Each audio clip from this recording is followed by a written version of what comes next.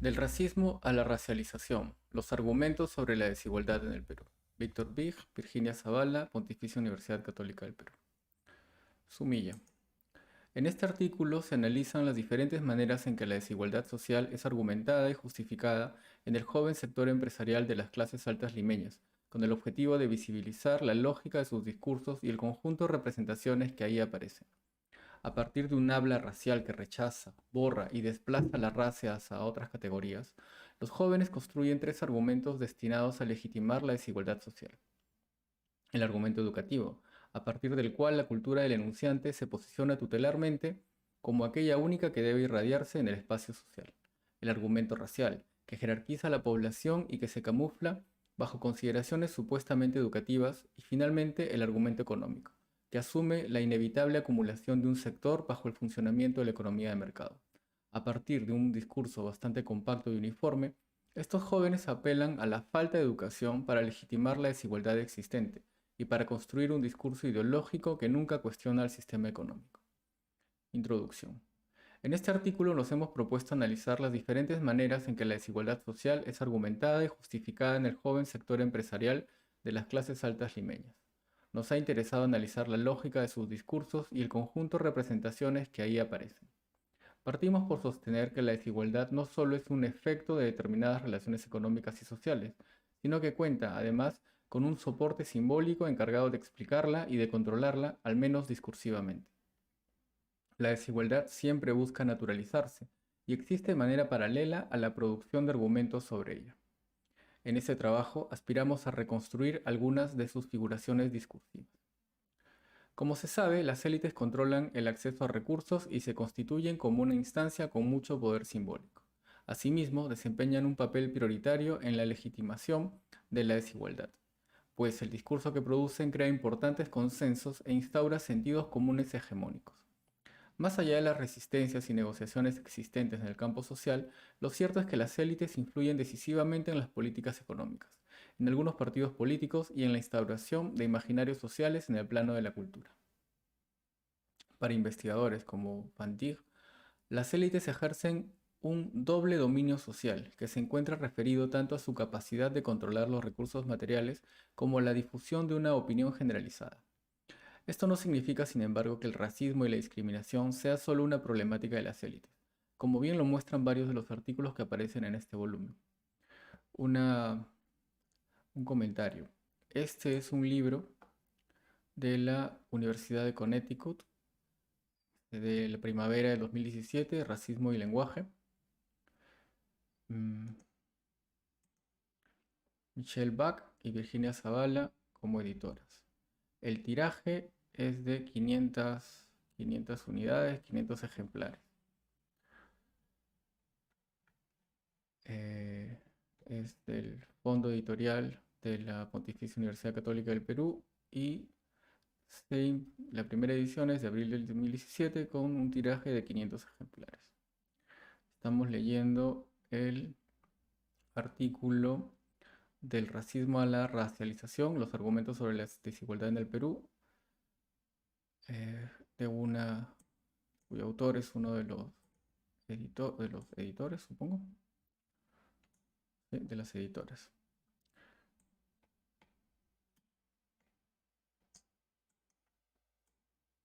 Entonces, si alguien la conoce, por favor, hágale saber que estoy incumpliendo la parte donde dice que debo tener permiso de los editores y que estoy haciendo este video básicamente para conocer un poco más sobre el tema. Muy bien. Esto no significa, sin embargo, que el racismo y la discriminación sea solo una problemática de las élites. Como bien lo muestran varios de los artículos que aparecen en este volumen, en el Perú no existe solo un grupo que discrimina a otro o a varios, pues el sujeto discriminador y el discriminado no pueden ser identificados como con una entidad específica. Después de todo, la raza constituye una identidad construida, compleja, variable y siempre situada. En general, la Academia Peruana no ha estudiado mucho a las élites, aunque han comenzado a aparecer importantes estudios. En los últimos años, en efecto, el sector empresarial se ha fortalecido notablemente, Hay que insistir por lo mismo en que las élites son un actor central en el escenario nacional y que estudiarlas implica abrir un campo de visibilización sobre la coyuntura actual y sobre el futuro que nos espera. De hecho, sostenemos que es en el estudio de este sector donde podemos visibilizar las formas en que la hegemonía va reconfigurándose en el campo social peruano. ¿Qué cambios pueden observarse entre los empresarios de las nuevas clases altas y aquellos de generaciones anteriores? ¿Se está gestando ahí una cultura diferente respecto a la de sus padres? ¿Es posible encontrar nuevos discursos sobre el otro en sus representaciones políticas? ¿Cuáles son los principales estereotipos que producen? ¿Qué estrategias utilizan las élites para construir argumentos coherentes y justificar sus posiciones? Nuestro corpus está conformado por 10 jóvenes de las clases altas limeñas que actualmente se desempeñan como exitosos empresarios, 6, o como altos gerentes de importantes compañías en la economía local, 4. Se trata de 8 hombres y de 2 mujeres, la mayoría egresados de la Universidad del Pacífico, 5, y de la Universidad de Lima, 3, uno de ADEX y otro del Instituto Peruano de Publicidad. La mitad de ellos ha realizado estudios de MBA en importantes universidades norteamericanas. Sus edades fluctúan entre los 30 y los 41, siendo el promedio 37. Todos son socios de clubes como el Lima Golf, Golf Los Incas, el Club Regatas Lima, y la mayoría de ellos veranea en las playas de Asia o en Ancón. Algunos viven en zonas como Monterrico, Barranco o La Molina, pero la mayoría reside en San Isidro. Solo 2 de ellos han heredado importantes negocios de sus padres y los demás han construido solo sus empresas o han llegado a ocupar los cargos gerenciales a razón del éxito en su ejercicio profesional. En nuestras entrevistas hemos encontrado 3 argumentos destinados a legitimar la desigualdad social.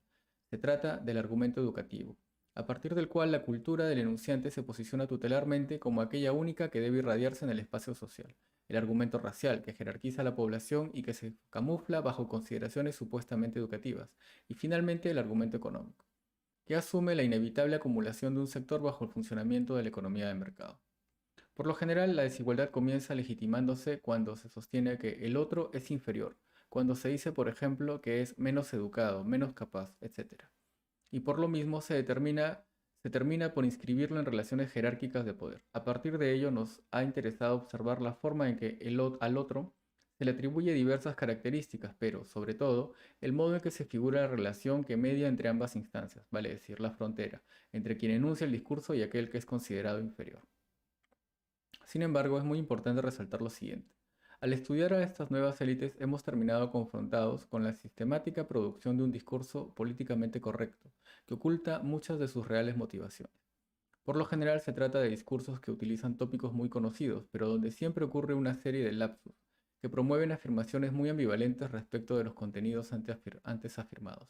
Ocurre que los grandes cambios producidos en las últimas décadas y la inevitable democratización que ellos trajeron consigo han implicado que las élites sean mucho más cautelosas en sus formas de hablar. Como toda ideología, la legitimación de la desigualdad ha ido cambiando en el tiempo, y ello se debe a las nuevas relaciones de poder que han surgido de los permanentes reacomodos que la sociedad peruana ha experimentado. Con todos ellos mantuvimos conversaciones de un promedio de 1 hora a partir de entrevistas semiestructuradas que por supuesto fueron variando según las respuestas. El tema de la convocatoria fue interpretaciones sobre la crisis y el desarrollo del Perú. Algunas entrevistas se realizaron en sus propias oficinas de trabajo y otras en conocidos restaurantes de la capital. Podemos afirmar entonces que en este sector social existe una forma de hablar sobre raza y un habla racial, sin hacer alusión a ella de forma directa. En la data recogida apreciamos que los entrevistados justifican sus visiones negativas de ciertos grupos a partir de un desplazamiento de lo racial hacia la categoría educativa, que a su vez camufla categorías culturales muchas veces naturalizadas y hasta biologizadas. Lo que ocurre es un proceso de racialización, a partir del cual se categoriza a las personas sobre la base de nuevas dimensiones, pero que muchas veces siguen conectadas sutilmente a la idea de raza. Este concepto de racialización reconoce que la simple etiqueta de racismo o racista oscurece el hecho de que existe un espectro completo de perspectivas que van desde un determinismo biológico estricto hasta mezclas muy confusas y laxas de estereotipos culturales, que pueden no contener marcadores biológicos de ningún tipo. Ratanzi, 2007. Como el discurso racista no está determinado por su contenido, sino por el poder que ejerce, podemos flexibilizar el racismo clásico para ver cómo se construyen identidades racializadas a través de nuevos contenidos. En este artículo nos ha interesado analizar el discurso de las élites prestando atención no solo a lo que dicen, sino a cómo lo dicen, pues es ahí, en la forma lingüística, donde podemos reconstruir la posición subjetiva del enunciante y las maneras de argumentar el problema de la desigualdad en el Perú. Se trata de un discurso que hoy es mucho más consciente de las censuras entre lo que se puede y no se puede decir, y el silencio ha sido otro elemento clave en nuestra investigación. Sabemos bien que el estudio de la ideología no puede concentrarse solo en lo que se dice, sino sobre todo en aquello que se oculta, vale decir, en lo no dicho, en aquello que nunca quiere hacerse visible. Por tanto, la reconstrucción de tal universo ha sido también uno de los objetivos de este trabajo. Okay. Es decir, en las siguientes páginas nos concentraremos en los modos de hablar de las élites peruanas, que son lo que finalmente dan cuenta de la construcción del otro, como un sujeto fuertemente diferenciado. A través de diferentes entrevistas, de interacciones en múltiples espacios y valiéndonos del análisis de sus estrategias discursivas, recursos cohesivos, figuras retóricas, tipos de procesos verbales, presuposiciones, lexicalizaciones, variaciones estilísticas en la expresión, mitigadores, entre otras, aspiramos a reconstruir una parte del guión oculto que hoy sostiene al discurso de las clases altas del Perú. 1. Consideraciones generales. Al entrevistar a estos jóvenes empresarios, a estas nuevas élites peruanas, hemos notado la producción de un discurso bastante compacto que se estructura sobre los principios de la actual economía de mercado. Todos ellos reproducen un conjunto de tópicos basados en los mismos referentes y hasta en los mismos ejemplos. No se trata, por tanto, de un discurso propiamente individual, sino de uno que adquiere connotaciones de grupo y que da cuenta de usos homogéneos ampliamente difundidos entre ellos. En efecto, los hablantes nunca son solo emisores de discursos privados, sino sobre todo miembros de grupos que hablan desde específicas posiciones sociales, inscritas siempre en relaciones de poder. Pantic, 2003. Lo primero que observamos en su discurso es la representación de una clase empresarial que se siente muy distinta con respecto a las generaciones anteriores. Se trata de empresarios que se definen a sí mismos como más modernos y más a tono con los nuevos tiempos globalizados. En el Perú el desarrollo del capitalismo ha sido un proceso muy lento y particular. Es de notar que estos nuevos empresarios sienten que son ellos los que están instalando ya de una vez por todas este sistema económico en su real dimensión. Nosotros teníamos muchas ganas de hacer las cosas bien. Dijimos, bueno, vamos a hacer las cosas bien. ¿Cómo hacen las mejores compañías del mundo las cosas? Tienen valores, tienen un plan, motivan a su gente, hacen que su gente quiera su trabajo, trabajan bien con todos. Los 5 stakeholders quieren a los proveedores tanto como a los clientes, pagan sus impuestos bien, se preocupan por tener alguna responsabilidad social y haciendo las cosas bien nos debe ir bien. Nunca me detuve a pensar por qué me debería ir mal. No era una opción, José Antonio. 2. Hemos pasado muchos años en los que no hemos tenido una dirección clara y ahora vemos que en los últimos gobiernos estamos yendo en una línea que es la misma, que por lo menos tenemos un mismo horizonte y eso nos está dando una solidez que ahora se está reflejando. Adolfo. En ese sentido, casi todos los entrevistados usaron la palabra cortoplacismo para referirse a un modelo de conducción del país, empresarial y político, que en la historia peruana ha tenido nefastas consecuencias sociales. Por cortoplacismo hacía referencia a aquella cultura que buscaba el beneficio inmediato, que no reinvertía sus ganancias en nuevas inversiones, que evadía impuestos y que solo se movía bajo reacciones improvisadas. Por el contrario, hoy en día estos empresarios se sienten los portadores de una cultura preocupada por la planificación empresarial, por el acceso al desarrollo tecnológico, por la calidad de la gestión administrativa y por la construcción de nuevos mercados. 3. Siempre hemos sido muy cortoplacistas y esto estaba en el ADN del peruano. Cortoplacista, ganar mañana, acumular para mañana y no pensar en el futuro. Julio. 4. No hay pues una institucionalidad en el Estado que permita, como en las compañías, por ejemplo, tener planes a largo plazo. Porque finalmente el Perú es eso, es una empresa que necesita un plan estratégico que no puede ser a corto plazo porque los problemas son muy grandes. José Antonio.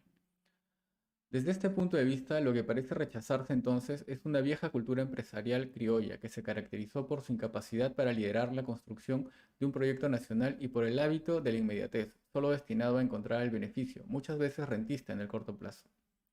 Estos empresarios sienten que ellos han comenzado a hacer las cosas de otra manera y que se avisora un futuro prometedor. Yo creo que todo esto es un tema de armar esquemas. 5.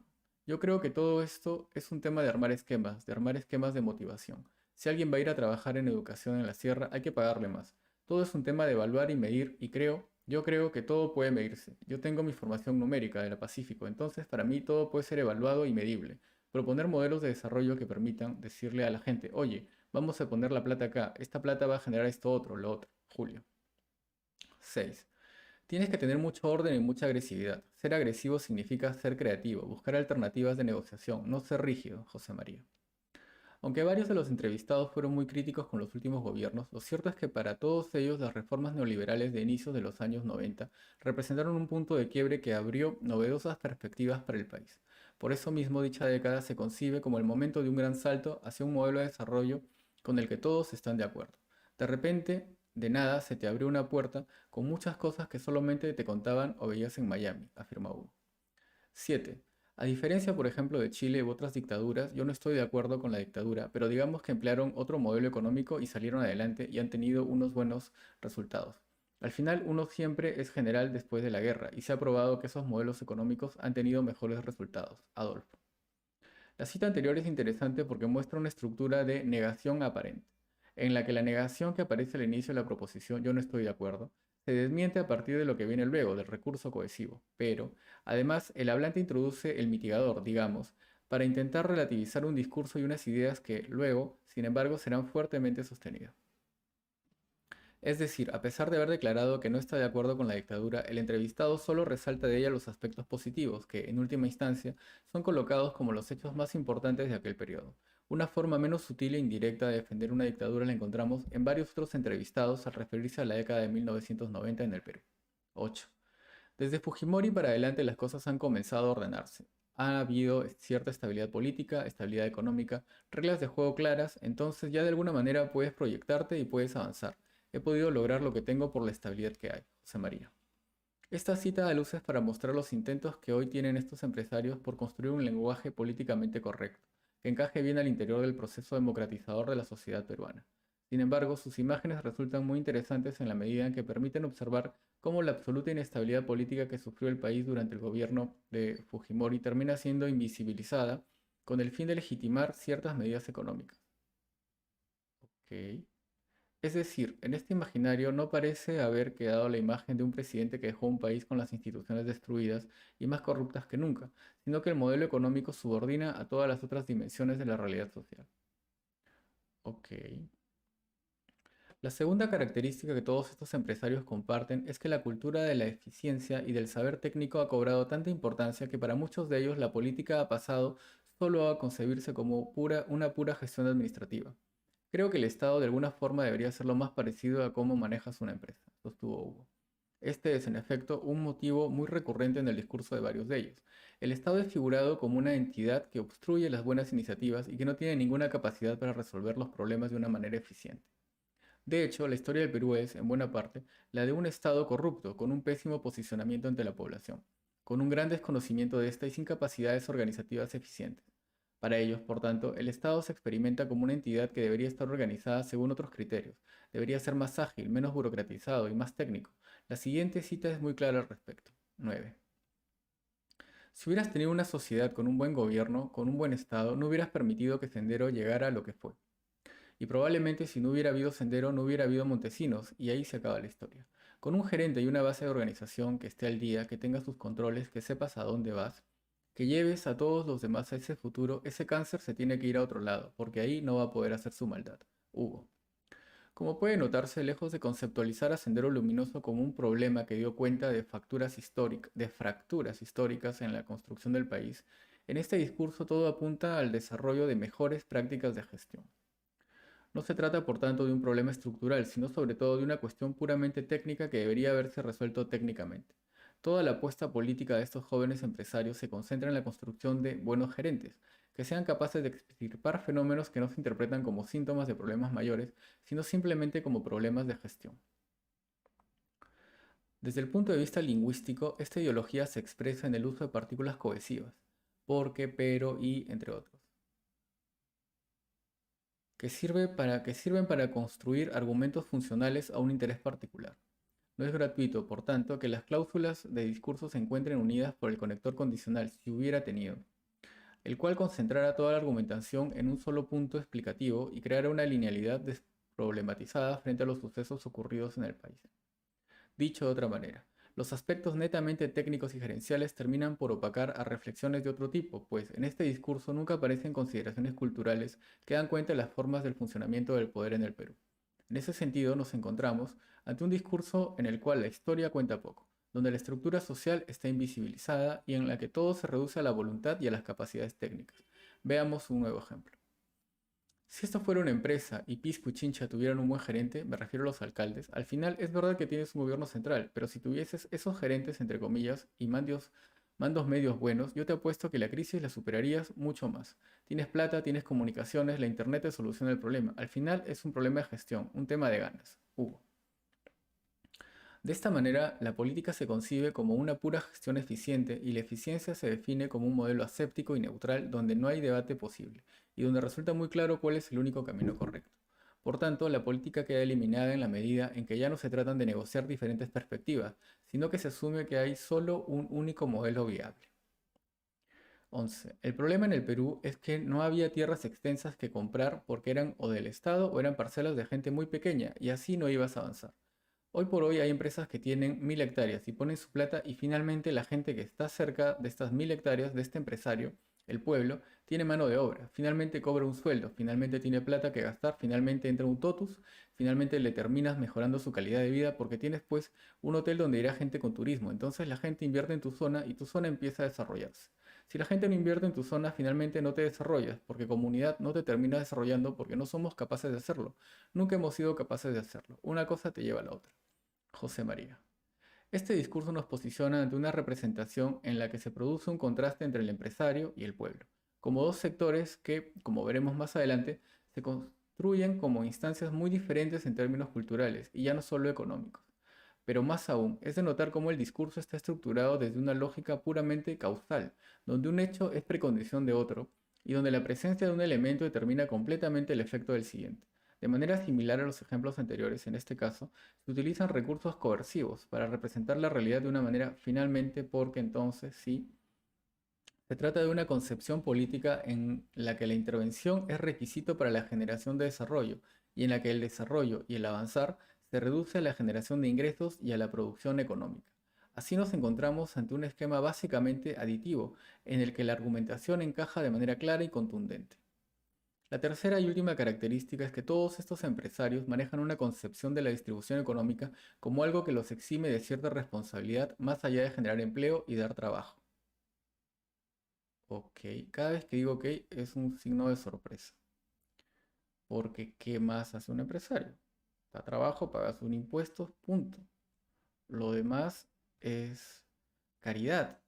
Nadie está obligado a caridad y la caridad es ineficiente. Pero sigamos. La siguiente cita, por ejemplo, es muy clara al respecto. La economía está creciendo mucho más, está entrando mucho más dinero. Ahora, es una pena ver cómo entra el dinero y cómo el dinero no baja como tendría que bajar. Y ver pues gobiernos regionales que están llenos de plata, el mismo gobierno central que está lleno de plata y no sabe qué hacer con ese dinero. Creo que hay un tema de organización del Estado. Álvaro. Como puede notarse para este entrevistado, la distribución de la riqueza no constituye una falla del mercado, ni menos aún de la organización de las propias empresas, sino solamente de un Estado. A ver.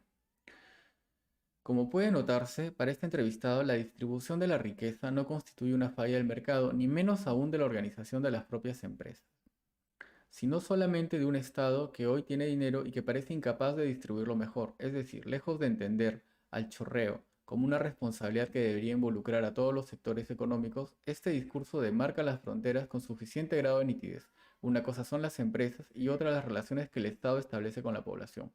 Cuando A ver, ¿acaso hay algún otro tipo de relación entre la empresa y los trabajadores que pagarle su sueldo puntual con todos los beneficios laborales, todas las cargas laborales? Pregunto. Evidentemente hay una relación con los trabajadores donde se respeta su salud, su dignidad, pero es parte del contrato. En fin, sigamos. Demarca las fronteras con suficiente grado de nitidez. Una cosa son las empresas y otra las relaciones que el Estado establece con la población. Cuando el entrevistado sostiene, es una pena ver cómo entra dinero y cómo el dinero no baja como tendría que bajar y ver pues los gobiernos regionales que están llenos de plata, resulta claro que la distribución social de la riqueza nunca se entiende como una responsabilidad de todos. No es una responsabilidad de todos. No. La empresa paga sus impuestos y no es responsabilidad de cómo se gasten esos impuestos.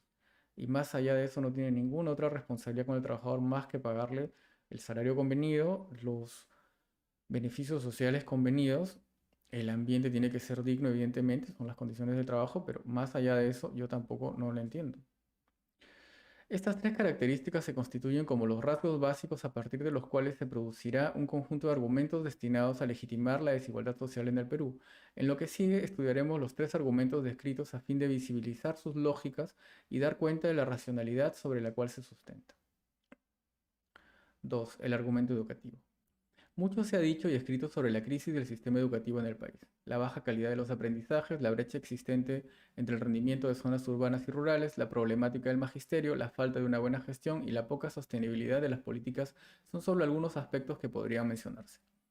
De hecho, al preguntar por qué el Perú siempre ha sido un país en crisis, la mayoría de los entrevistados aludió al problema educativo como la causa más importante. Para casi todos ellos, la educación fue el primer aspecto que se les vino a la mente cuando intentaron proponer una explicación general.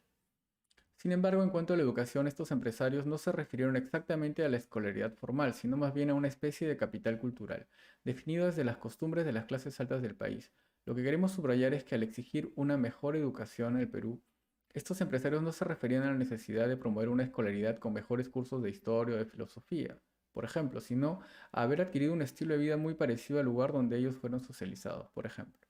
Al preguntarles por qué los blancos casi nunca son pobres en el Perú, uno de los entrevistados hizo el siguiente comentario sobre un amigo con educación pero sin dinero. 13. Él está misio, pero te aseguro que los abuelos le dieron una buena educación al papá y a la larga, como te digo, la educación no es solo un tema de colegio, sino también él percibió esas cosas de chico y es una persona totalmente distinta. Emiliano. Por tanto, la educación se constituye como una categoría que siempre termina asociada al estilo de vida de la clase alta y de alguna manera contar con ella significa haber tenido un origen similar al del entrevistado. Estos empresarios parecen referirse a un tipo de socialización donde se adquieren esas cosas que equivalen a prácticas culturales que pasan de generación en generación y que pueden reconocerse desde determinadas formas, gustos y estilos culturales. Y es que una buena educación no necesariamente es tener colegio, universidad. Creo que va más allá. Creo que la base de la educación creo que viene de la casa, sostuvo Emiliano. En la siguiente cita podemos notar, por ejemplo, la diferencia que se establece entre instrucción escolarizada y educación. 14. Inviertes en darles cursos a tus profesores para que enseñen bien las cosas. E invierte también en clases de educación también a estos profesores, porque si les hablas, pues no sé cómo hablarán pues de tu madre. El niño también hablará igual, y si les pegas, peor pues. Todo viene hasta la forma en cómo comen, todo es educación, Sandra. Esta diferencia entre instrucción formal, cursos por un lado, y educación, clases por el otro, puede marcarse en la distinción planteada por G 2004 entre aprendizaje y adquisición. Mientras que el aprendizaje hace alusión a un conocimiento consciente que se desarrolla a través de la enseñanza, la adquisición se realiza de manera inconsciente por exposición a modelos y prácticas dentro de grupos sociales particulares.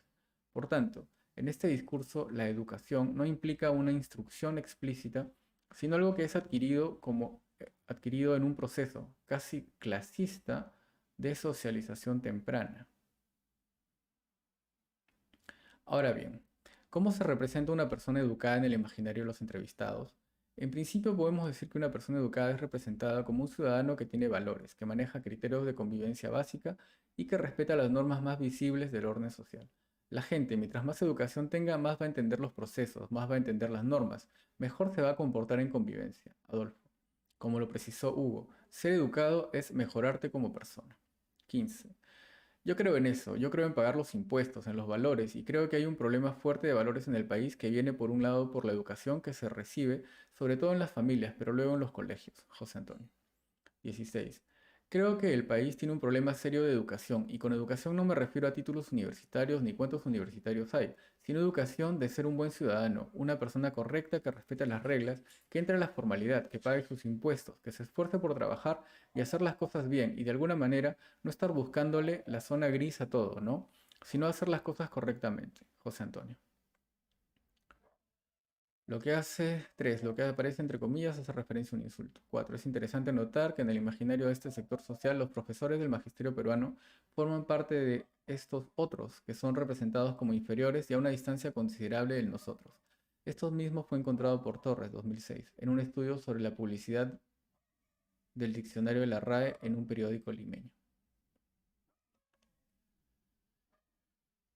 Puede notarse aquí que la distinción entre educado y no educado sirve para adjudicar características negativas a un sector de la población, que es representado como un otro inferior y sin educación. Así, por lo general, se construye una identidad del nosotros como superiores y más normales que estos otros cuyas formas degradantes amenazan constantemente el orden social. Cuando se describen las características del otro, siempre se hace desde un discurso del déficit. Según este discurso, estos otros no tienen visión a largo plazo, no tienen ética, no tienen modales, son irrespetuosos, agresivos, incumplidos y egoístas porque supuestamente solo piensan en su propio beneficio. Estos rasgos culturales que este sector utiliza para representar al otro se articulan y tienen continuidad con criterios de moralidad, decencia y civilización que caracterizan al racismo cultural en el Perú desde comienzos del siglo XX. Al respecto, un tópico recurrente que casi todos los entrevistados utilizaron para ejemplificar esta carencia de educación fue la falta de respeto a las normas de tránsito en las calles limeñas. Es desde ahí donde ellos se proyectan como ciudadanos correctos, que siempre piensan en la otra persona y son considerados con el resto. 17. Por ejemplo, el tráfico acá en el Perú es un caos. A veces yo pienso y digo, por más de que yo no sepa cuáles son las normas de tránsito, solamente pienso en la otra persona. Es un tema de consideración. O sea, si todos fuéramos considerados con el resto, no haríamos lo que no nos gustaría que nos hagan a nosotros. No debería existir normas. Tú dirías, ¿cómo yo voy a hacer eso? Déjalo pasar al otro porque yo ya pasé acá. Que pase el siguiente, Adolfo. Esta cita es importante porque el entrevistado interpreta el problema del tránsito en Lima desde una perspectiva focalizada solo en las actitudes de los individuos y no en el sistema que ha generado dichas actitudes. Hoy sabemos que si la mayoría de combis y taxistas no respetan las reglas de tránsito es por la absoluta necesidad de sobrevivencia que obliga a hacer cualquier cosa para no perder un pasajero, y sin duda por la incapacidad que ha tenido el Estado de imponer la ley. Este discurso en torno a las carencias del otro va de la mano de una posición paternalista que implica la obligación de tener que enseñarles a estos otros cómo comportarse. En muchas oportunidades los entrevistados hicieron alusión al hecho de que si tú no les enseñas nunca van a aprender, Julio. Y así se asume que los otros salen beneficiados del contacto con los enunciantes, pues solo son ellos los que supuestamente poseen educación. Es el vivir contigo, ¿no? Es el trato humano que tú puedas dar a esta gente. La cosa es la convivencia del día a día, planteó Sandra. Los entrevistados siempre subrayan que ellos se esfuerzan en darles educación y educar a los choferes. Tú no puedes tratar mal al cliente, tú le tienes que entregar esto en un buen estado y se saluda y se agradece, Sandra. Todo lo anterior se relaciona con otra característica que se encuentra referida a la incapacidad que ellos tienen para identificar lo que les conviene y para poder distinguir entre lo bueno y lo malo. Así, estar educado implica tener las herramientas para poder tomar una decisión consciente y no dejarse acusar por charlatanes. Adolfo. Pero un análisis detenido nos permite notar que aquello no hace alusión a lo que les conviene a esos otros, sino fundamentalmente a lo que le conviene al enunciante. Se trata, por tanto, de un discurso en el que el interés de la parte se proyecta como el interés del colectivo, y en el que una sola representación de la realidad se muestra como la única posible. Podemos mencionar algunos ejemplos al respecto. En el caso de los sucesos de Bagua del 2009, la protesta popular se explica porque la gente no entendió necesariamente lo que se les está tratando de imponer, Rómulo. Y ante otra protesta dada la presencia de una empresa transnacional en una localidad, se afirmó, ellos no han entendido cuál es el impacto de una hidroeléctrica en la zona, pero que desde mi punto de vista lo único que va a traer es bienestar, Rómulo. Más aún, 18. Hay veces que tú tienes gente en el Congreso que no sabe, que no distingue ni el tema de las leyes ni de prioridades económicas, ni modelos económicos que puedan convenir para que toda la población salga adelante en su propia región, Adolfo. Así, en última instancia, la supuesta falta de educación refiere tanto a no haber adquirido el estilo de vida de las clases altas del país como a no optar por sus modelos económicos e imágenes de desarrollo. Ok. Así, en última instancia, la supuesta falta de educación refiere tanto a no haber adquirido el estilo de vida de las clases altas del país como a no optar por sus modelos económicos e imágenes de desarrollo. Ok, tenemos entonces acá opciones para poder optar, hablando específicamente de modelos económicos de desarrollo. Muy bien. Más aún, Cuando se hace alusión a la instrucción escolarizada propiamente dicha, esta siempre termina construida como un dispositivo que sirve para civilizar a los otros con el objetivo de que lleguen a pensar y a comportarse como quienes enuncian el discurso. La mayoría de nuestros entrevistados hicieron referencia a la necesidad de contar con programas educativos más homogéneos que sirvan para que la gente entienda aquello que supuestamente les conviene. Así lo revela el siguiente testimonio. Independientemente de si eres indio, cholo, chino o lo que sea, la educación es una. Independientemente de si tú puedas tener varias características culturales, distintas religiones, distintas culturas que vienen desde años atrás, el educar es uno. El educar no es si eres chino te educo de una manera, si tú eres cholo de otra, si eres gringo de otra. La educación debe ser una y no sesgada, lo más abierta posible para que ya en función de esa base, a esa base de educación que te dan, tú interpretes y te vayas si te gusta un poco más a la izquierda, te gusta el blanco o el negro. Educar no es cultural. La educación no creo que tenga ni color, ni raza, ni mucho menos. Se tiene que occidentalizar. Si se tienen que occidentalizar, dependerá de ellos. Darles las herramientas para que ellos decidan. Hoy día no tienen las herramientas para hacerlo. Hoy día su único mundo y universo es la yuca que plantan y el tapabarros que usan. No les estás dando la herramienta, Adolfo. Esta cita muestra que la educación se asume como una sola y que el otro es un sujeto vacío que carece del capital cultural asociado a las élites. Para este empresario, en efecto, la educación se figura como una herramienta puramente técnica que es la única que puede sacar al sujeto de la oscuridad y que le provee de elementos indispensables para lidiar con el mundo moderno. Fuera de la educación entendida desde este paradigma, los sujetos son imaginados como estancados en la yuca que plantan, casi absolutamente ignorantes de todo. Abu Lugot ha señalado que el concepto de cultura, o de educación en este caso, es profundamente ideológico, en la medida en que se constituye como una herramienta destinada a marcar la otredad y así reforzar el poder del yo. Precisamente los informantes echan mano de este argumento para construir al otro, no solo como diferente, sino como alguien muy inferior a ellos, al declarar que en el Perú no ha evolucionado la educación de sus ciudadanos, José Antonio. Los enunciantes se posicionan como aquellos que sí tienen cultura y terminan por posicionar a los otros como aquellos definidos desde una carencia. En suma, los problemas relativos al funcionamiento del sistema económico están todos reducidos a un discurso que se concentra solo en los sujetos y que propone a la falta de educación como la clave explicativa sobre la desigualdad en el país.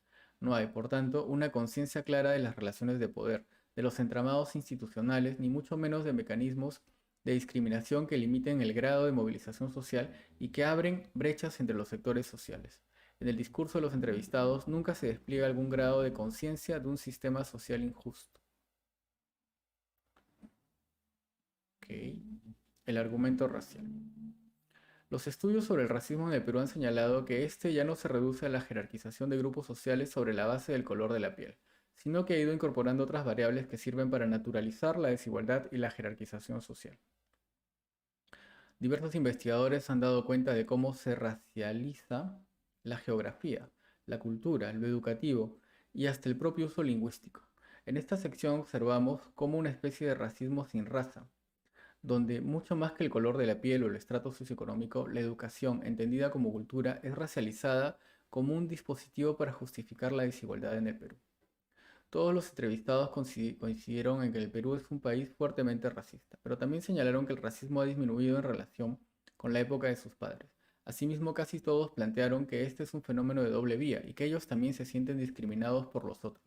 Inclusive, alguno propuso el fenómeno solo desde esta perspectiva.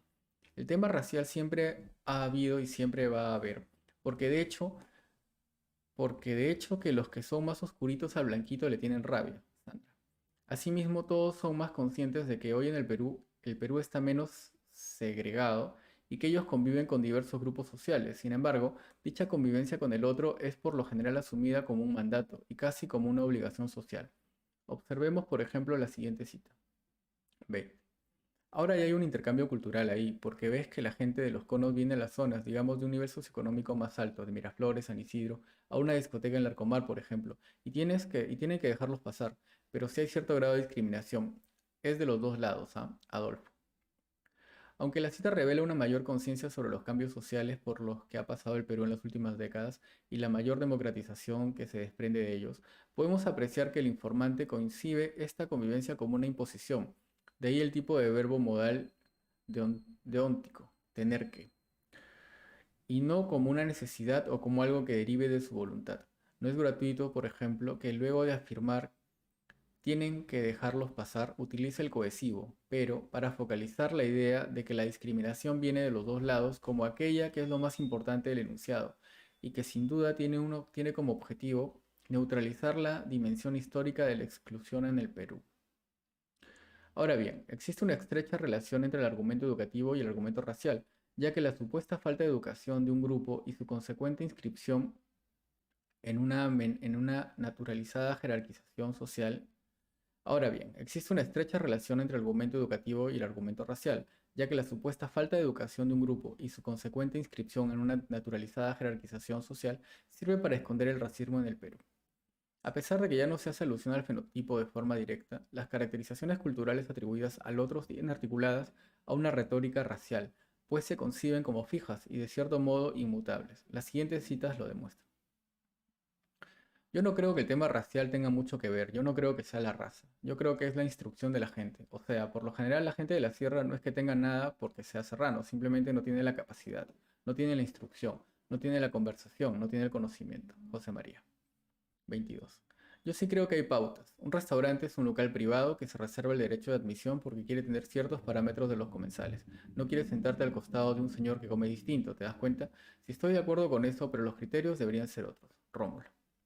Estos ejemplos muestran que por un lado se niega el racismo, pero que por otro, este sigue reproduciéndose a partir de la construcción ideológica de diferencias culturales que siempre se encuentran esencializadas y jerarquizadas. Es decir, mientras que se rechaza la discriminación por el color de piel, el argumentar, yo no creo que el tema racial tenga mucho que ver, yo no creo que sea la raza, o los criterios deberían ser otros, al mismo tiempo se inferioriza al otro, a los otros, y hasta se justifica el negarles el derecho a acceder a un restaurante. En el primer ejemplo vemos una retórica racial más clara. Aunque el entrevistado niega el racismo y la discriminación por el fenotipo, no es que tenga nada por ser serrano, construye a los otros desde las características culturales que se asumen como permanentes y adscritas internamente a las propias formas de ser de los individuos. No tiene la capacidad, no tiene la instrucción, no tiene la conversación, no tiene el conocimiento. Y es que, como sostuvo Emiliano, estas personas no tuvieron la suerte de repente de nacer en un lugar privilegiado que le pudiera dar la mínima educación. Se trata entonces de rasgos que se construyen como diferentes en términos absolutos de aquellos con los que supuestamente cuentan los entrevistados. En la siguiente cita podemos apreciar nuevamente cómo el argumento educativo sirve para legitimar una distancia cultural que sitúa al enunciante en una posición muy alta y extremadamente jerárquica. Sandra, una empresaria de clase alta, habla sobre sus empleados. Se distancia de ellos e incluso los posiciona como una raza distinta, a pesar de que alude a características de tipo cultural. 23. Ellos mismos están a la defensiva. Si te das cuenta, entre ellos no se ayudan mucho. A pesar de estar en el mismo sector, no se ayudan entre ellos y los ves. A mí a veces me piden préstamos y no les cobro interés y les digo, ¿cómo es entre ustedes? No, entre nosotros nos cobran 20% de interés al mes. Tu misma gente, tu hermano, entrevistador. ¿Y por qué crees que es así? No sé por qué. ¿Qué pensará esa gente? Que porque tú estás bien y ellos no, porque tú vas a surgir igual que yo. Ese es el único pensamiento que yo puedo tener. Porque es la misma raza, es tu misma gente. Entre unos deberían ayudarse. Si tú estás bien, qué bueno, ¿cómo hago para yo también estar bien? Sandra. Aunque serrano es una categoría geográfica en el Perú, está asociado históricamente a la raza del individuo.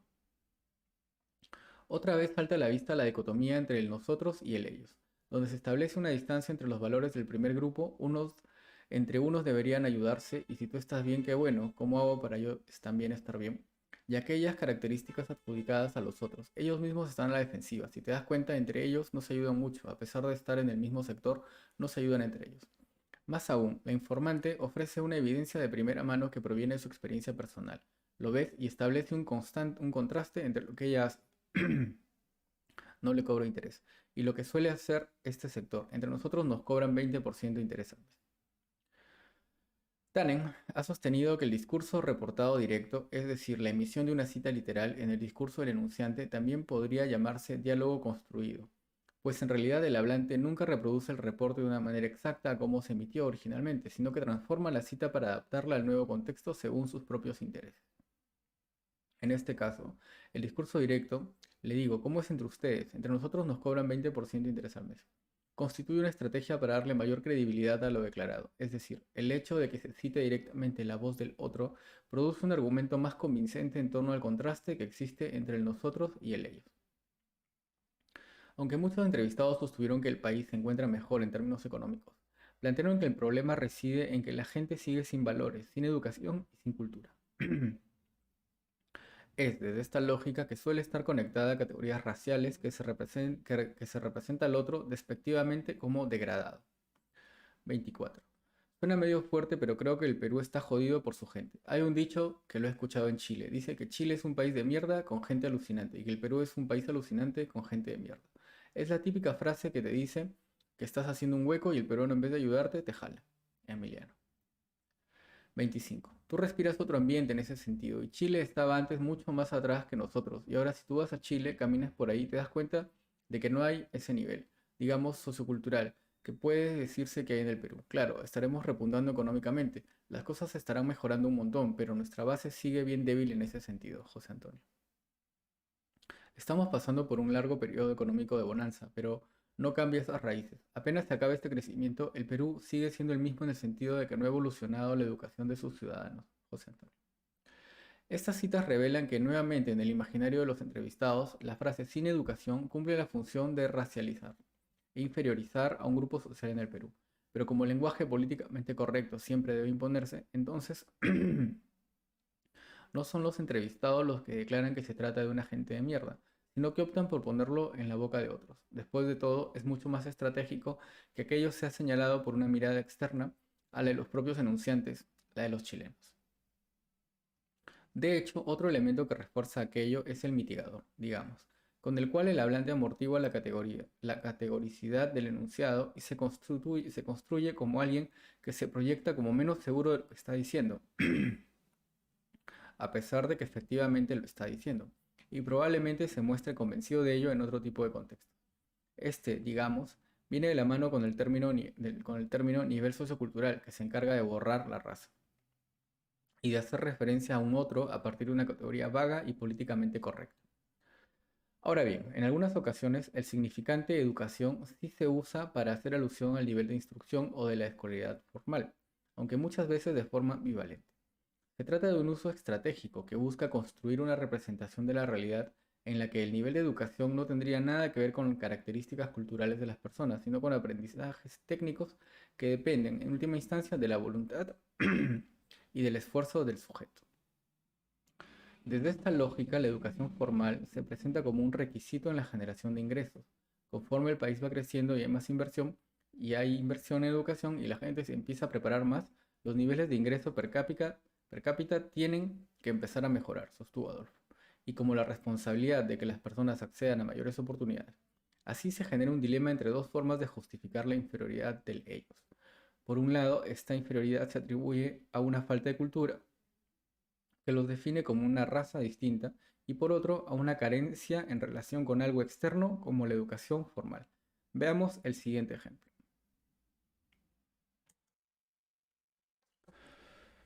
27.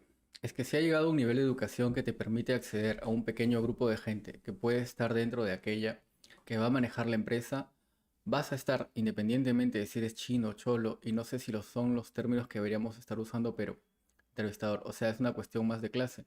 Pero la clase te le da educación, ¿no? Rómulo. En la cita anterior, resulta clave observar que la forma en que el predicado permite acceder se relaciona con los argumentos del enunciado, un nivel de educación y un pequeño grupo de gente, pues en lugar de tener un enunciado en el que un determinado grupo social aparezca como el agente que excluye a otro, es de notar más bien la producción de un argumento en el que el nivel de educación se coloca como el agente responsable de toda esta exclusión. De esta manera, al señalar que aquello es lo que no permite acceder al sector de poder, la élite oculta su responsabilidad y responsabiliza al otro por su propia exclusión. Dicho en términos más sencillos, si las personas no pueden acceder a ciertos espacios es porque supuestamente no se ha esforzado lo suficiente por estudiar más. Desde esta representación, la educación se concibe como algo que se puede adquirir y que permite que el sujeto ascienda socialmente. Se ha llegado a un nivel de educación que te permite acceder a un pequeño grupo de gente. No obstante, vemos que hacia el final de la cita el significante de educación se mantiene ambivalente, pues se le vincula con la noción de clase y con el significado de educación que ha sido discutido en las páginas anteriores. Esta ambivalencia también puede observarse en el ejemplo 21, donde José María hace alusión a que la gente de la sierra no tiene instrucción, pero a la misma vez lista una serie de características más de índole cultural.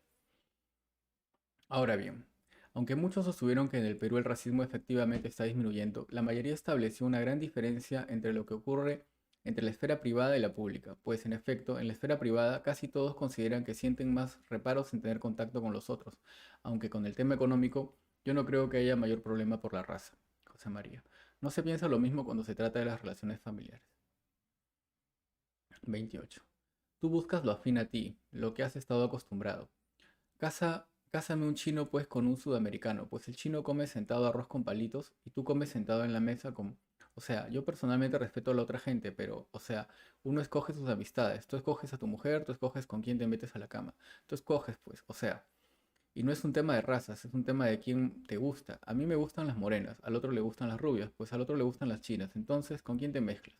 ¿Con quién te gusta? ¿Con quién te sientes más cómodo? Y claramente son otras educaciones, son otras culturas. José María.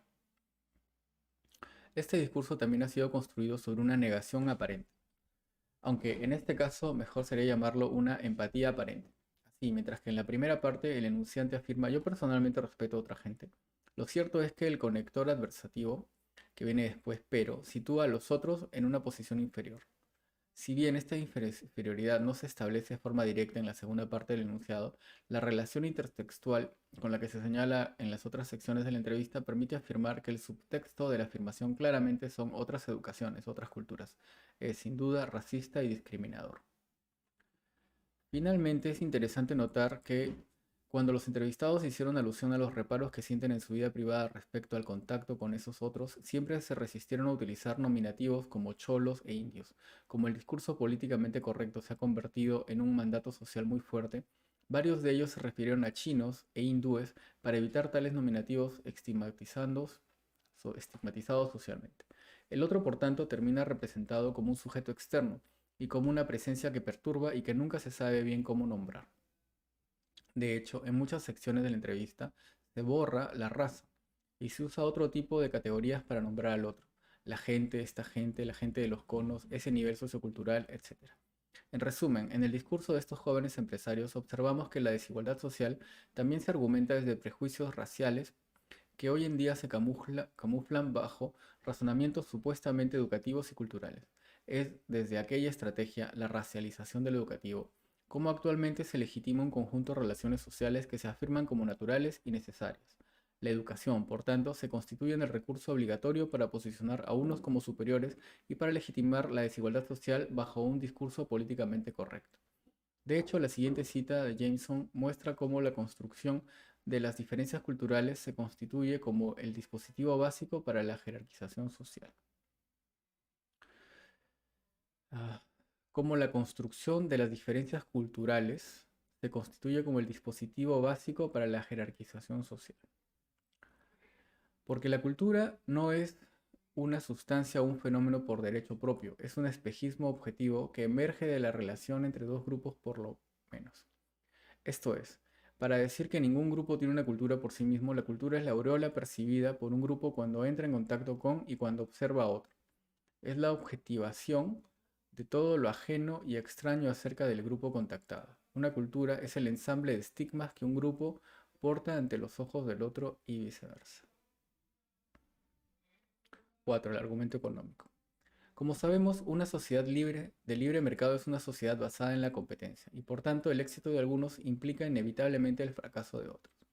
Para el neoliberalismo, en efecto, mientras hay un mínimo de ascenso social, la desigualdad no representa un mayor problema, o en todo caso, ella se entiende como una situación con la que las sociedades deben aprender a convivir. Dicho de otra manera, la ética de la competencia sostiene que siempre habrá ganadores y perdedores, y que desde esta constatación hay muy poco que discutir. El mercado debe ir regulándose por sí solo, y quienes pierden siempre tendrán la posibilidad de volver a intentarlo. Al interior de esta lógica, los perdedores son figurados muchas veces como ineficientes, y así introducen este elemento para justificar la desigualdad social.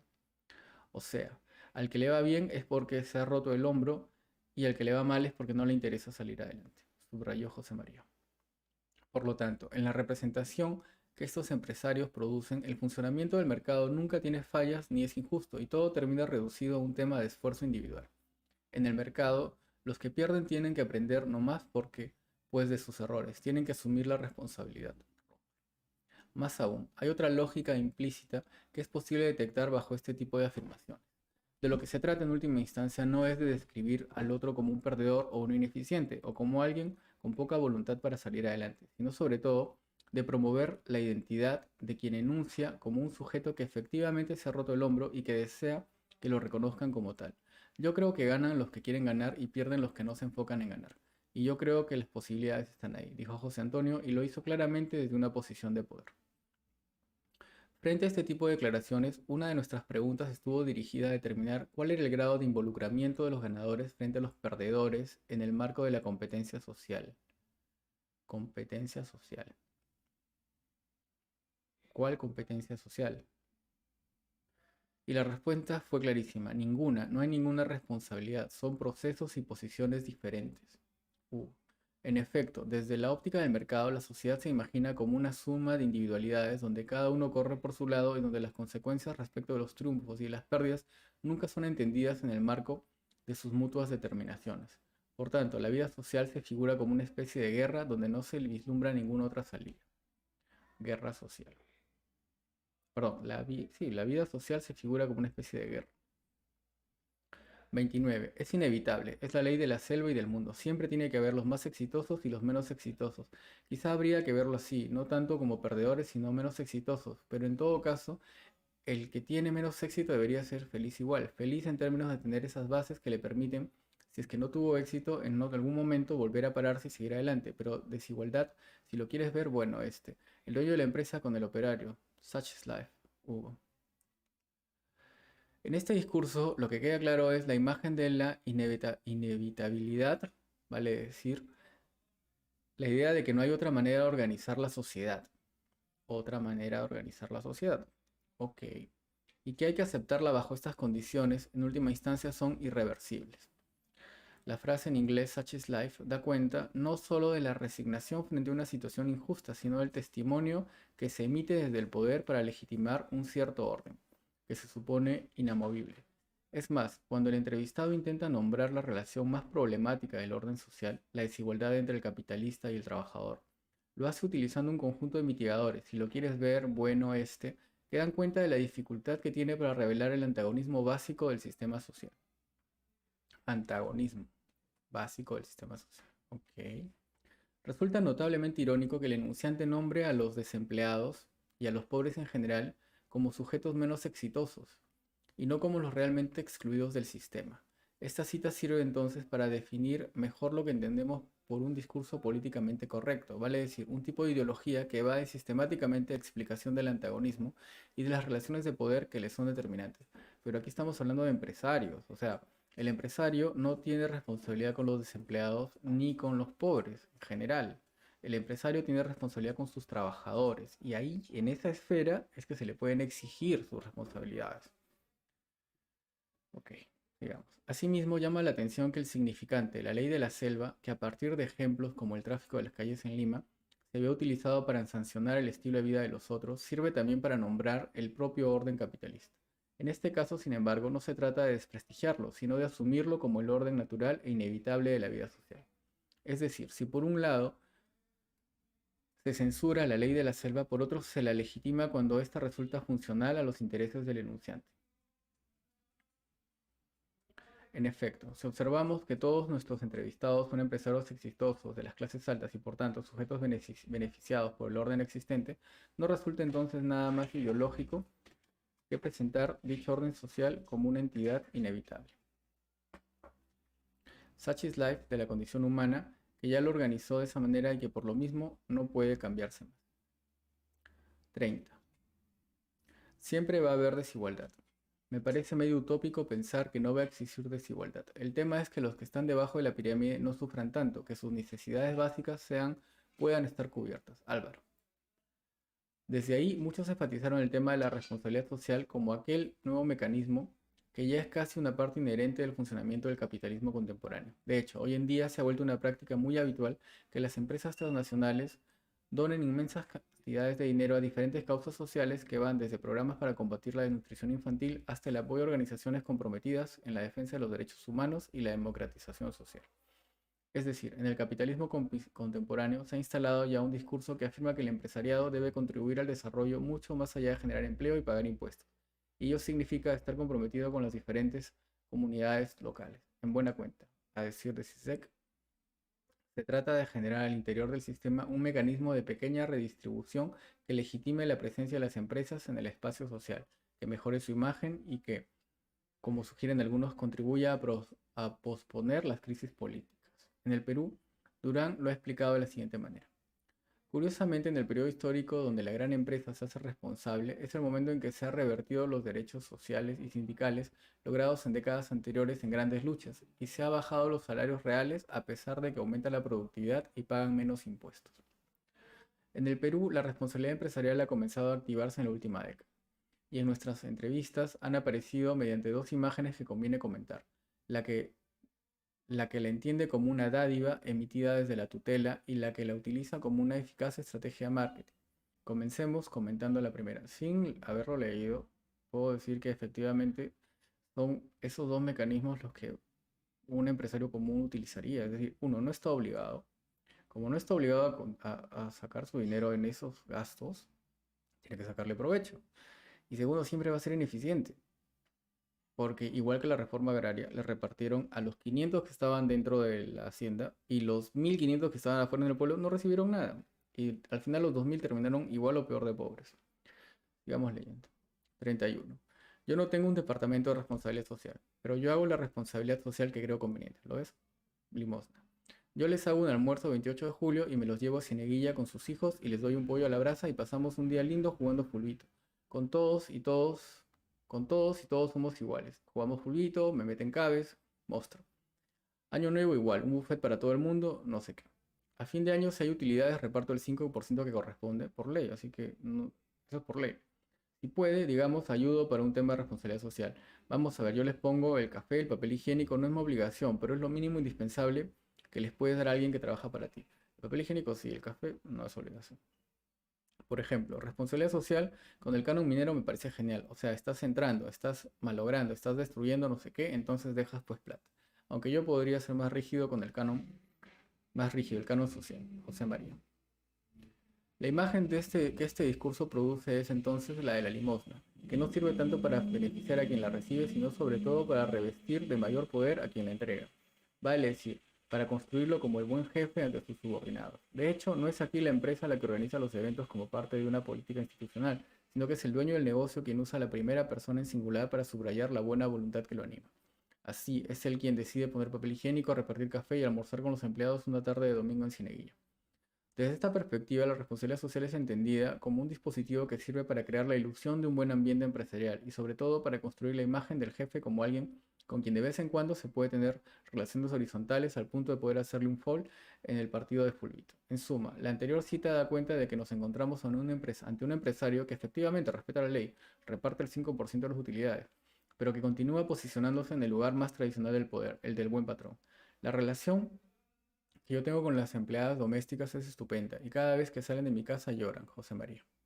Esta relación fuertemente tutelar se inscribe claramente en varios elementos del discurso, sobre todo en los papeles o roles temáticos que desempeñan los participantes en los eventos o estados descritos.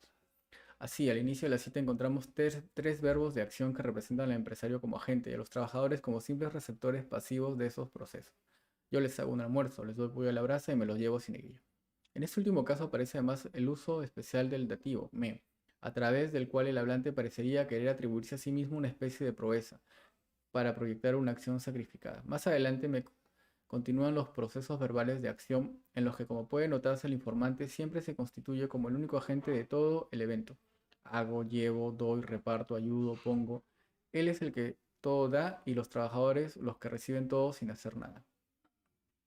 Así, en lugar de emitir construcciones en las que tanto el empresario como los trabajadores actúen como agentes, como los casos hipotéticos de vamos a Cieneguilla o comemos un pollo a la brasa, es el empresario quien sostiene tutelarmente a los trabajadores. Por tutela nos referimos a una relación de origen colonial en el que el sentimiento de superioridad y las acciones entendidas como dádivas marcan las interacciones entre los actores altos y el resto de la sociedad.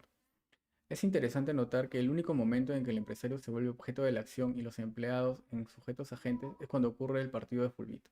Me meten un cabe, monstruo. Es solo ahí, durante un juego donde todos somos iguales. Fuera de ese instante las jerarquías y las fronteras parecen inamovibles. Pero esta imagen de la dádiva no es la única manera de entender la responsabilidad social entre los jóvenes empresarios peruanos. Hay otra, muy difundida también, que viene de las actuales técnicas de gestión y que está conceptualizada como un elemento central del marketing contemporáneo. Si para el capitalismo solo importa vender, y si para incrementar las ventas la responsabilidad social puede ayudar a tal objetivo, entonces ella debe ser incorporada en el funcionamiento de las empresas. Veamos. 32. Cada día hay mayor responsabilidad social. Empresas que manejan fondos importantes, grupos económicos exitosos, tienen una mayor proyección social ahora.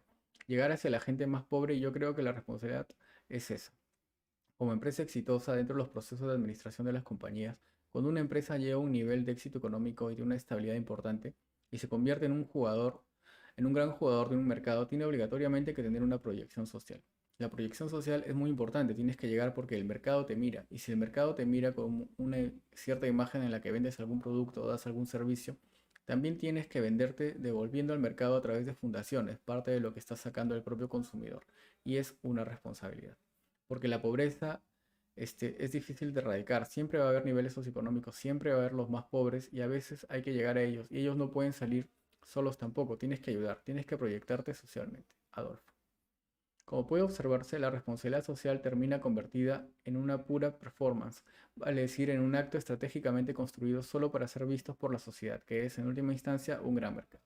De hecho, Sanborn ha explicado que en el Perú actual la responsabilidad social ha comenzado a difundirse, pero sucede que el aumento de las utilidades no se ha traducido en una alza significativa de derechos y beneficios para los trabajadores al interior de las empresas.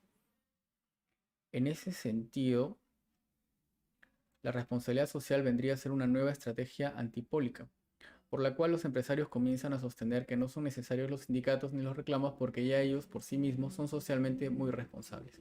De hecho, la teoría cultural contemporánea ha insistido mucho en que vivimos en una época en que todo lo transforma en espectáculo y que lo único que importa es la producción de un escenario para gozar del ejercicio del poder frente a la mirada del otro. En el Perú actual, la responsabilidad social parece comenzar a convertirse en ello, y lo hace bajo una asunción. No se trata de ningún interés enfocado en el desarrollo del país, sino solo de una nueva estrategia de mercado cuyo objetivo último consiste en generar mayores beneficios para las empresas. Comentando los sucesos de Bagua, Adolfo sostuvo lo siguiente. Fue un desastre, muertos por un lado, muertos por el otro lado, que es una foto pésima además para el exterior, ¿no? Sin embargo, bajo esta situación de puro espectáculo siempre queda el sentimiento de que algo habría que hacer en el futuro ante los perdedores. Se trata de una leve culpa, un resto, un síntoma de que se instaura en el empresariado joven ante la constatación de que efectivamente la riqueza se acumula excesivamente por un lado y que al mismo tiempo se desacumula por el otro. De hecho, todos los entrevistados imaginan su vida futura, su vejez, como un buen momento para desarrollar ahí algún tipo de servicio social desinteresado. 33. Yo creo que todo tiene un momento, ¿ya? O sea, hoy día yo no tendría el tiempo para meterme en un tema extralaboral que tenga que ver con el desarrollo, ¿ya? Pero eventualmente espero que, por ejemplo, a los 50, a los 60, que tenga una posición distinta en la vida a nivel laboral, etcétera. Si me da el tiempo como para hacerlo, hubo. 34. Hoy día no lo hago, no sé, cuando tenga 60 años y tengo una posición económica importante y mis hijos estén formados, yo puedo donar la mitad de mi plata y al diablo, no me estreso.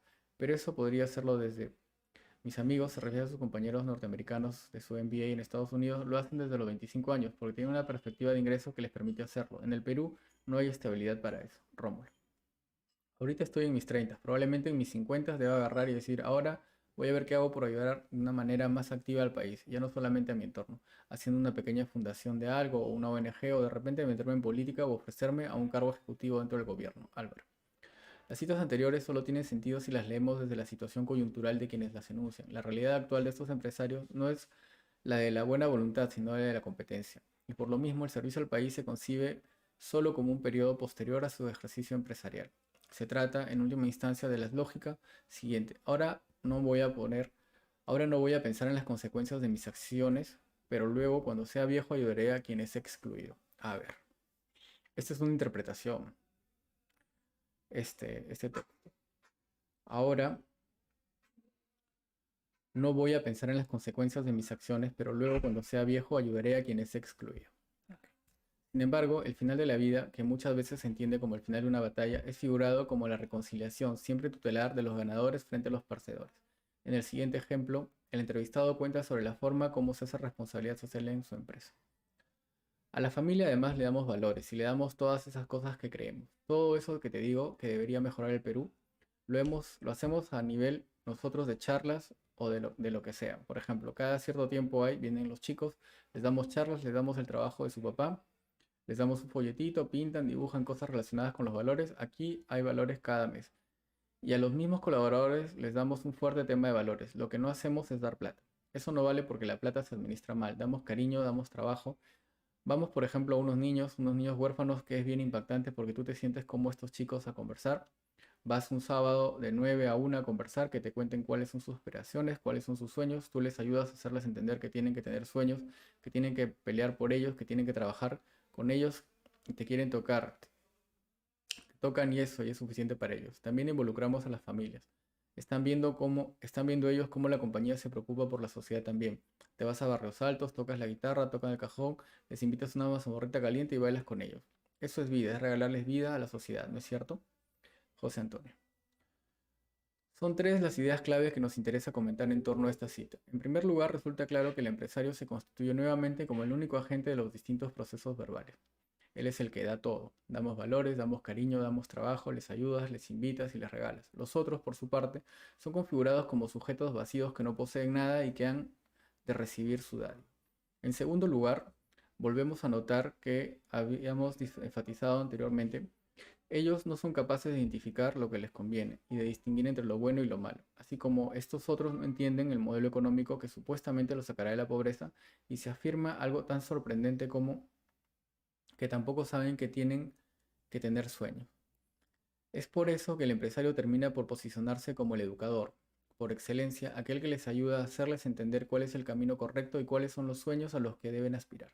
Más aún, frente a esta concepción de los otros y del yo, la conciencia resulta inevitable. Al final, finalmente el empresario se autorrepresenta como una especie de Dios, de sujeto trascendental que regala vida y que todos, tocándolo, se encuentran ansiosos de contagiarse con su infinita divinidad. Conclusiones. Varios autores han sostenido que las formas de legitimación de la desigualdad ha ido variando con el tiempo y que hay que pensarlas históricamente.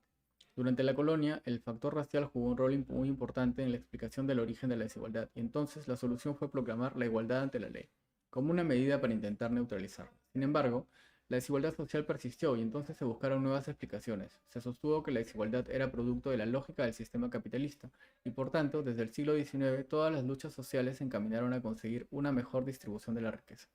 Sin embargo, el capitalismo no ha podido ser superado y por eso mismo desarrolla nuevas estrategias para camuflar sus antagonismos inherentes. ¿Cuál es la forma hegemónica en la que hoy se legitima la desigualdad de la sociedad contemporánea? Sin duda alguna, lo que todo el conjunto de entrevistas de este sector social pone al descubierto es que la apelación a la falta de educación se presenta hoy en día como el argumento estratégico para legitimar la desigualdad existente y para construir desde ahí un discurso ideológico que nunca cuestiona el sistema económico. Es decir, en el capitalismo actual, y específicamente para este joven sector empresarial de las clases altas limeñas, todo termina reducido a la falta de educación, que como hemos visto es entendida como el dispositivo clave en la construcción social de la diferencia.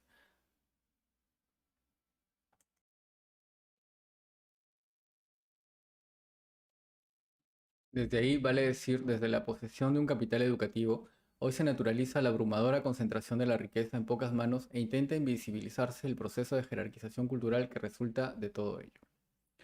37. Si todos pudieran tener para estar tranquilos y tener una vida digna, eso es lo que debería pasar. ¿Y cómo hacemos eso? ¿Y cómo haces eso? Volvemos a la primera pregunta, que tenga una buena educación, una buena nutrición, que haya inclusión. Hugo. Queremos sostener, por tanto, que no encontramos ante una estrategia argumentativa que culturaliza los antagonismos.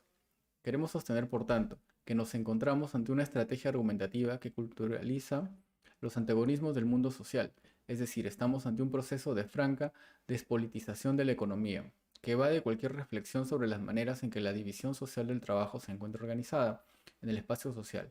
Desde este punto de vista, la gente va a dejar de ser pobre no por algún cambio estructural respecto al funcionamiento del sistema económico, sino solo cuando esos otros se eduquen y lleguen a parecerse a quien enuncia. Entonces podría decirse que entre estos jóvenes empresarios de este sector social hay poca conciencia de la violencia inherente al sistema social y de las desigualdades que el propio capitalismo genera. O más bien, podría decirse que sí hay conciencia, pero que la mayoría de sus respuestas revelan el surgimiento de una subjetividad cínica, entendida como el posicionamiento más cabal de la identidad en los tiempos actuales.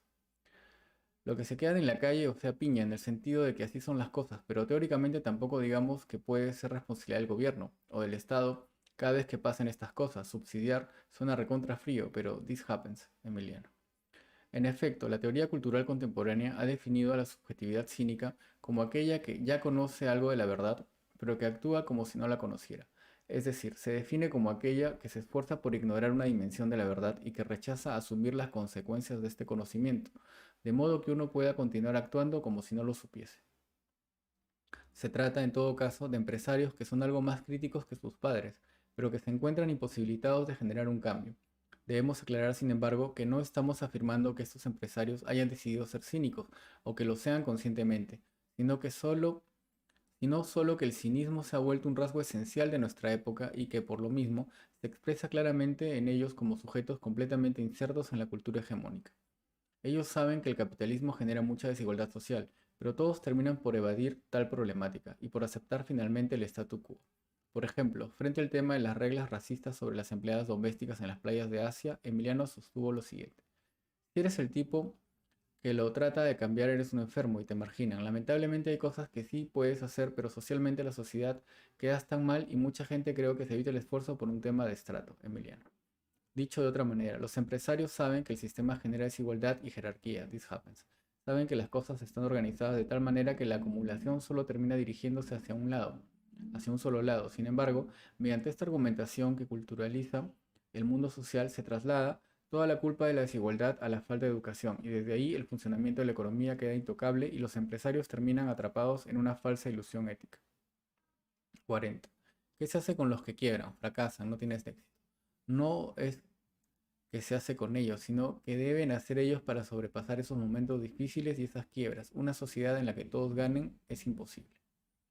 Comenzamos diciendo que en las entrevistas encontrábamos un discurso bastante compacto y uniforme donde hay muchos tópicos que se repiten, que recurrentemente aparecen en las expresiones emitidas, y donde se produce un habla racial que rechaza, borra y desplaza a la raza hacia otras categorías. Se trata además de un discurso donde se observan pocas dudas y donde la autocrítica casi no aparece. Los empresarios están convencidos de que las recetas hacia el desarrollo son muy claras y que solo hay un camino por seguir.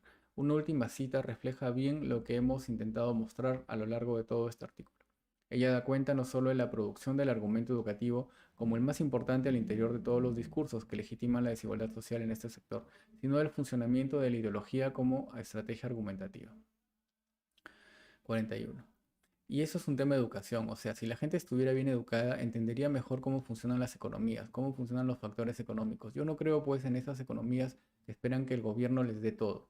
Si la gente tuviera educación, entendería mejor cómo funciona todo esto. Como puede notarse, el discurso afirma que solo existe una forma de entender la realidad social, una sola manera de estar educado y una única manera de organizar la economía. Finalmente, educarse significa llegar a pensar como el propio enunciante, en vías de construir un orden social en el que la política quede cancelada y el sistema funcione por sí solo más allá del antagonismo. Entonces, fuera ya de las frases políticamente correctas y de la conciencia de sentirse diferentes frente a las generaciones empresariales anteriores, lo cierto es que el conjunto de entrevistas muestran que el patrón cultural no ha cambiado demasiado. La buena voluntad que aparece en algunos momentos muestra en la cita anterior su reverso más oscuro, que es finalmente el de una posición claramente autoritaria. Algo así como sostener: yo sé cómo funciona todo esto y para progresar el resto de la gente debería pensar como yo. En este artículo hemos observado las estrategias discursivas que legitiman la desigualdad social a partir de su argumentación ideológica. Lejos de tratarse de puros discursos retóricos, estos argumentos, el educativo, el racial y económico, y la forma en que se conectan deben ser entendidos como dispositivos que pasan siempre a institucionalizarse como prácticas sociales. Ellos instauran diversas formas de goce social a partir de las cuales las élites no solo construyen imágenes para legitimar la desigualdad, sino que a través de ellas ejercen un poder basado en imaginar la superioridad frente al otro con el fin de resguardar su privilegio social. Este ha sido un artículo de